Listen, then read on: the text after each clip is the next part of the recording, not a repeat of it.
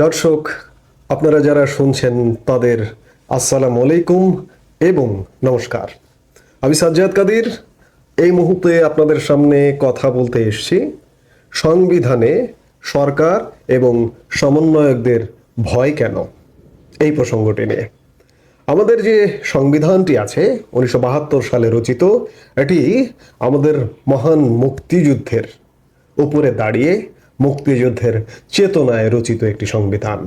কিন্তু এই সংবিধানটি নিয়ে বর্তমান যে অন্তর্বর্তীকালীন সরকার আপত্তি জানাচ্ছে, বৈষম্য বিরোধী ছাত্র আন্দোলন আপত্তি জানাচ্ছে, এমনকি সংবিধান বাতিল করবারও প্রচেষ্টা নিয়েছে এই সরকার এবং বৈষম্য বিরোধী ছাত্র আন্দোলন।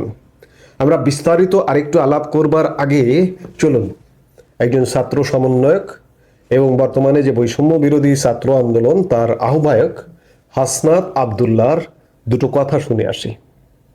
বিদ্যমান যেই সংবিধানটি রয়েছে, এই সংবিধানের আপনি যদি আর্টিকেল 7-এর এতে দেখেন, সেখানে কিন্তু এই গণ অভ্যুত্থান বা এই যে বিপ্লব, এই বিষয়গুলোকে কিন্তু রাষ্ট্রদ্রোহী হিসাবে চিহ্নিত করা হয়েছে। অর্থাৎ এই বিদ্যমান সংবিধানটিকে যদি আপনি সমুন্নত রাখেন, তাহলে এই গণ অভ্যুত্থান অথবা এই যে বিপ্লব, এগুলোর কিন্তু কোনো লেজিটিমেসি নেই। দর্শক শুনলেন যে সংবিধানে সুস্পষ্টভাবে কি কারণে রাষ্ট্রদ্রোহিতার কথা উল্লেখ আছে। রাষ্ট্রদ্রোহিতার শাস্তি কি? এই যে বাচ্চা ছেলেপেলেগুলা এই যে রাষ্ট্রদ্রোহিতামূলক যে কর্মকাণ্ড করেছে, তার আগে হয়তো সংবিধান তারা পড়ে দেখেনি। পড়ে না দেখবার কারণে একের পর এক রাষ্ট্রদ্রোহিতার কাজ করে এসছে। এই সরকারটি যখন থেকে গঠিত হয়েছে তখন থেকেই কিন্তু একের পর এক সংবিধান লঙ্ঘনের ঘটনা ঘটছে। এই সংবিধান লঙ্ঘন করবার কারণেই, পার পেয়ে যাবার কারণেই এই সংবিধানকে এই সরকারটি পুনর্লিখনের কথা বলছে। পুনর্লিখন বা সংশোধন কারা করবে? এর দায়িত্ব তো সংসদের। সংসদ নেই, নির্বাচিত সরকার নেই, অথচ একটি অনির্বাচিত গোষ্ঠী, দখলদার গোষ্ঠী এসে বসে সংবিধান পুনর্লিখনের কথা বলছে। এই যে বিভিন্ন সংস্কার কমিটির মধ্যে একটি সংবিধান সংস্কার কমিটিও আছে। এগুলো কেন? এগুলোর কারণটা হচ্ছে যে আমরা এই সরকার যারা, তারা মনে করছে যে আমরা একের পর এক সংবিধান লঙ্ঘন করছি। এই সংবিধান লঙ্ঘন করবার শাস্তি তো চরম শাস্তি, সর্বোচ্চ শাস্তি, মৃত্যুদণ্ড। এর থেকে বাঁচার উপায় কি? তাহলে সংবিধানটা সংশোধন করতে হবে বা পুনর্লেখন করতে হবে। এই যে রাষ্ট্রদ্রোহিতার যে বিধানগুলো আছে, ওগুলো কলমের খোঁচায় ভ্যানিশ করে দেওয়া যাবে পুনর্লেখন করতে হলে। কিংবা বৈষম্য বিরোধী ছাত্র আন্দোলন মনে করছে যে সংবিধান বাতিল করতে হবে। সর্বশেষ রাষ্ট্রপতি অপসারণ প্রশ্নে যখন তারা দাবি তুলল, তাদের মধ্যে সেই দাবিগুলোর মধ্যে রাষ্ট্রপতি অপসারণ ছিল, ছাত্রলীগ নিষিদ্ধকরণ ছিল, সংবিধান বাতিল ছিল, আরো দুটি দাবি ছিল। কেন দাবি করছে? দাবি করছে এই জন্য, এই বাচ্চা ছেলেগুলো এখন সংবিধান পড়ে দেখছে যে ভয়ানক অবস্থা, তো বাঁচবার তো কোনো উপায় নেই। দেখুন, সর্বশেষ সংবিধান লঙ্ঘনের কি ঘটনা ঘটলো। এই যে মাস্টার মাইন্ড যে ছেলেটিকে বলা হচ্ছে, এমনকি প্রফেসর ইউনূস পর্যন্ত জাতিসংঘে ভাষণ দিতে গিয়ে একটা ছেলেকে মাস্টার মাইন্ড বলে পরিচয় করিয়ে দিল, মাহফুজ আলম, যিনি প্রধান উপদেষ্টার বিশেষ সহকারী ছিলেন। গত 3 দিন আগে উপদেষ্টা হিসেবে শপথ নিয়েছেন। উপদেষ্টা হিসেবে শপথ নিতে গিয়েও তিনি সংবিধান লঙ্ঘন করেছেন। যে সংবিধানের আলোকে তিনি শপথ নিয়েছেন, সংবিধান সুরক্ষা দেবেন বলে তিনি শপথ নিয়েছেন, তিনি পরক্ষণেই সংবিধান লঙ্ঘন করে রাষ্ট্রদ্রোহিতার কাজ করলেন। যেমন তিনি বঙ্গভবনের দরবার হল থেকে জাতির পিতা বঙ্গবন্ধু শেখ মুজিবুর রহমানের প্রতিকৃতি বা ছবি নামিয়েছেন। সংবিধানে জাতির পিতা বঙ্গবন্ধু শেখ মুজিবুর রহমানের প্রতিকৃতি বা ছবি প্রদর্শনের ব্যাপারে কি বলা হয়েছে? জাতির পিতার প্রতিকৃতি সম্পর্কে সংবিধানের প্রথম ভাগে বলা হয়েছে 4 কতে, জাতির পিতা বঙ্গবন্ধু শেখ মুজিবুর রহমানের প্রতিকৃতি রাষ্ট্রপতি, প্রধানমন্ত্রী, স্পিকার ও প্রধান বিচারপতির কার্যালয় এবং সকল সরকারি ও আধা সরকারি অফিস, স্বায়ত্তশাসিত প্রতিষ্ঠান, সংবিধিবদ্ধ সরকারি কর্তৃপক্ষের প্রধান ও শাখা কার্যালয়, সরকারি ও বেসরকারি শিক্ষা প্রতিষ্ঠান, বিদেশে অবস্থিত বাংলাদেশের দূতাবাস ও মিশন সমূহে সংরক্ষণ ও প্রদর্শন করিতে হইবে। সংবিধানে স্বীকৃত, অথচ সংবিধান লঙ্ঘন করলেন মাহফুজ আলম 3 দিন আগে। রাষ্ট্রদ্রোহিতা। এই সরকারটি শুরু থেকে নানাভাবে রাষ্ট্রদ্রোহিতার কাজ করছে সংবিধানকে লঙ্ঘন করে। এসব কারণেই সরকার চাইছে সংবিধানকে নতুন করে লিখবেন, এবং শুধু তাই নয়, বৈষম্য বিরোধী ছাত্র আন্দোলনও চাইছে যে সংবিধানটি বাতিল করতে।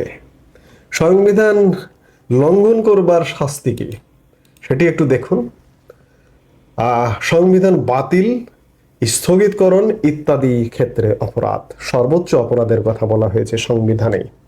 সংবিধানের 7 ক অনুচ্ছেদে খানিক আগে হাসনাত আবদুল্লাহর বক্তব্যে যেটি শুনলেন, বাচ্চারা এতদিন সংবিধান পড়েননি, যখন থেকে এই যে ঘটনাগুলো ঘটেছে 5 আগস্টের পরে একের পর এক ঘটনা ঘটিয়ে যাচ্ছে, তার কিছুদিন পরে তারা সংবিধান পড়েছে, পড়ে দেখেছে এ তো ভয়ানক অবস্থা, ভয়ানক অপরাধ করে ফেলছি আমরা, আমাদের কি হবে? অনেকে তো পালিয়ে বাঁচবেন, কিন্তু আমাদের কি হবে? আমি গতকালকের বক্তব্যেও এমনটি বলেছিলাম। সংবিধানের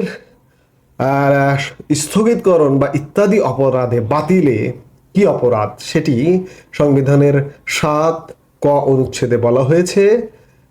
কয়ের 1-এ বলা হয়েছে, কোনো ব্যক্তি শক্তি প্রদর্শন বা শক্তি প্রয়োগের মাধ্যমে বা অন্য কোনো সাংবিধানিক পন্থায় 7-এর ক এই সংবিধান বা ইহার কোনো অনুচ্ছেদ রদ, রহিত বা বাতিল বা স্থগিত করিলে, কিংবা উহা করিবার জন্য উদ্যোগ গ্রহণ বা ষড়যন্ত্র করিলে, কিংবা 7-এর খতে বলা হয়েছে এই সংবিধান বা ইহার কোনো বিধানের প্রতি নাগরিকের আস্থা, বিশ্বাস বা প্রত্যয় পরাহত করিলে, কিংবা উহা করিবার জন্য উদ্যোগ গ্রহণ বা ষড়যন্ত্র করিলে, তাহার এই কার্য রাষ্ট্রদ্রোহিতা হইবে এবং ওই ব্যক্তি রাষ্ট্রদ্রোহিতার অপরাধে দোষী হইবে। 2 নম্বরে বলা আছে 7-এর কয়ের 2 নম্বরে, কোনো ব্যক্তি 1 দফায় বর্ণিত, আগে যেটি 1 দফাটি বললাম, 1 দফায় বর্ণিত কোনো কার্য করিতে সহযোগিতা বা উস্কানি প্রদান করিলে, কিংবা কার্য অনুমোদন, মার্জনা, সমর্থন বা অনুসমর্থন করিলে, তাহার এইরূপ কার্য একই অপরাধ হইবে। 7-এর কয়ের এই 3 দফায় বলা হয়েছে, এই অনুচ্ছেদে বর্ণিত অপরাধে দোষী ব্যক্তি প্রচলিত আইনে অন্যান্য অপরাধের জন্য নির্ধারিত দণ্ডের মধ্যে সর্বোচ্চ দণ্ডে দণ্ডিত হইবে। দর্শক, আমাদের দেশে সর্বোচ্চ দণ্ড কি? মৃত্যুদণ্ড। এই যে সংবিধান লঙ্ঘন করবার জন্য নির্ঘাত মৃত্যুদণ্ড হবে। কারণ হচ্ছে এই সরকার সংবিধান সংশোধন বা পুনর্লেখনের যে প্রচেষ্টা চালাচ্ছে, এটি কোনোভাবেই সফল হবে না, এই ব্যাপারে একদম নিশ্চিত থাকুন। কারণ অন্যান্য যে রাজনৈতিক দল, তারা এই সংবিধান সংশোধন চায় না। সেনাবাহিনী সংবিধান বাতিল বা স্থগিত চায় না। এই যে বৈষম্য বিরোধী ছাত্র আন্দোলনকে দিয়ে এত চেষ্টা করলো সরকারের ভেতরে বসে থাকা এক মাস্টার মাইন্ড, উপদেষ্টা, কিন্তু কিছুতেই কিছু হলো না। সো সংবিধান বাতিল হচ্ছে না, এবং পুনর্লিখনের যে একটি কমিটি গঠন করা হয়েছে একজন মার্কিন প্রবাসী অধ্যাপক আলী রিয়াজের নেতৃত্বে, সেই সংবিধান পুনর্লিখনও কিন্তু হবে না। কারণ যাকে দিয়ে করানো হয়েছে, প্রথমে এই কমিটিটি করা হয়েছিল আমাদের একজন খুব গুণী আইনজীবী, অত্যন্ত গ্রহণযোগ্য, আমি তাকে খুব পছন্দ করি, শ্রদ্ধা করি, তিনি তার কথায় কর্মে অনেকটা গ্রহণযোগ্যতা, তাকে বাদ দেওয়া হয়েছে। শাহদিন মালিক সংবিধান বিশেষজ্ঞ, তাকে বাদ দিয়ে আলী রিয়াজকে কোন এজেন্ডা বাস্তবায়ন করতে নিয়ে আসা হয়েছে আমি জানি না। কারণ আলী রিয়াজ বাংলাদেশকে কতটুকু ধারণ করেন সে বিষয়ে প্রশ্ন রয়েছে। যাই হোক, সংবিধান পুনর্লিখন, সংশোধন কোনোটি এই সরকার করতে পারবে না। বৈষম্য বিরোধী আন্দোলন, ছাত্র আন্দোলন যতই ফাপড়নিক, সংবিধান বাতিল করতে পারবে না। কারণ প্রধান রাজনৈতিক দল বিএনপি এখানে বাধা, এই জন্য তারা এখন বিএনপিকে শত্রু মনে করছে। সেনাবাহিনী এখানে বাধা। সেনাবাহিনী এবং বিএনপি যদি বাধা না হতো তাহলে কিন্তু তারা করে ফেলতে পারত। এই সব কারণেই সরকারের লোকজনের এবং বৈষম্য বিরোধী ছাত্র আন্দোলনের যে রাষ্ট্রদ্রোহীরা আছে তাদের কপালে চিন্তার ভাঁজ। এসব কারণেই সংবিধান তাদের ভয়ের কারণ হয়ে দাঁড়িয়েছে। সরকার এবং সমন্বয়কারীদের সংবিধানই তাদেরকে কোন জায়গায় নিয়ে যাবে সংবিধান লঙ্ঘন করার দায়ে, সেই চিন্তায় আজকে তারা চিন্তিত, তাদের ঘুম হারাম। আমাদের এসব দেখতে হলে অপেক্ষা করতে হবে, খুব বেশি দিন হয়তো লাগবে না, 3 মাস 6 মাসের মধ্যেই এর ফলাফল পেয়ে যাবে বর্তমানে যারা সংবিধান লঙ্ঘন করছে সরকারের থেকে, সরকারের বাইরে থেকে এবং বৈষম্য বিরোধী ছাত্র আন্দোলন